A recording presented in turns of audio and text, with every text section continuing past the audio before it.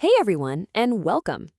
For, well, centuries, our stories about heroes have been all about conquest and glory, right? But what if there's another way, another path, a journey that's not about an external battle, but about an internal discovery? Today, that's exactly what we're exploring, the heroine's journey. So let's start with the big one.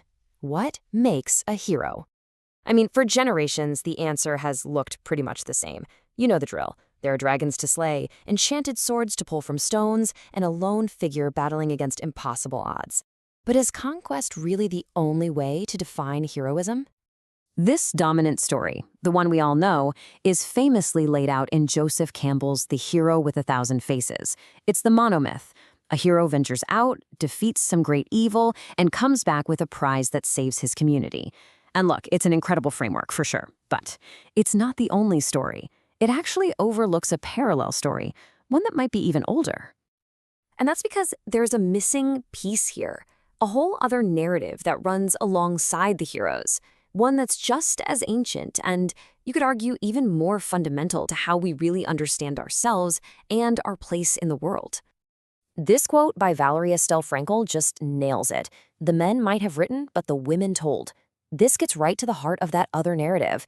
You see, while all these epic poems were being written down, a totally different storytelling tradition was thriving around the hearthfire. These were stories passed from woman to woman, from mother to daughter, for generations. And these tales weren't about going out and conquering something. Nope. They were what you'd call psychological learning tales, often tied to rites of passage.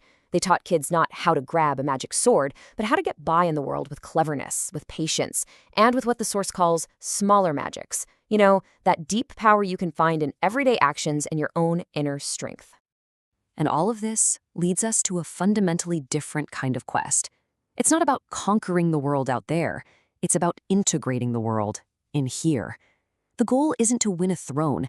It's to achieve wholeness. And right here, the differences just pop. The hero's journey, it's a straight line. Go out, fight the battle, win the prize. But the heroine's journey is more like a spiral. It's a journey of intuition and creation. Instead of battling some dark lord, she has to practice patience. The prize isn't an external kingdom, it's internal wholeness. It's a whole different ballgame. So a huge part of this inner journey is what psychologists call integrating the animus, which is basically the unconscious masculine qualities inside a woman. The heroine's job is to learn how to harness these powerful energies. She transforms that raw, brutish force into thoughtful initiative, and then she shapes that into structure and order. And finally, she matures it into real, deep wisdom. See, she's not defeating these things, she's mastering them within herself. All this inner work builds up to one of the most crucial and honestly most misunderstood parts of the journey, the descent into darkness. To get her true power, the heroine has to go somewhere the hero rarely does, deep into the landscape of her own self. The source material has this amazing phrase for it, a journey through the forest of the self. And we're not talking about a literal forest with trees and stuff. We're talking about the wild, untamed landscape of her own mind, her psyche. That is her underworld, and she has to travel through it to claim what's already hers, her own power. Now, what's so important here is that this descent isn't some kind of punishment. It's a mentorship. In that darkness, she finds a guide, a wise woman, who offers her not a weapon, but wisdom. The story of Marway shows this perfectly. She goes down into the underworld a child, and she comes back up an adult, armed with a profound understanding of life, death, and her own inner world. Okay, so if she's not walking around with a sword or a spear, what does she use? What are her tools? Well, her power comes from a completely different toolkit, from symbols that are often dismissed but actually hold incredible power. Just look at the contrast in their toolkits. It's so striking. The hero's tools, swords, spears, scepters, they're all symbols of force, of conquest. But the heroine's talismans are different. They're tools of creation, of patience, of insight.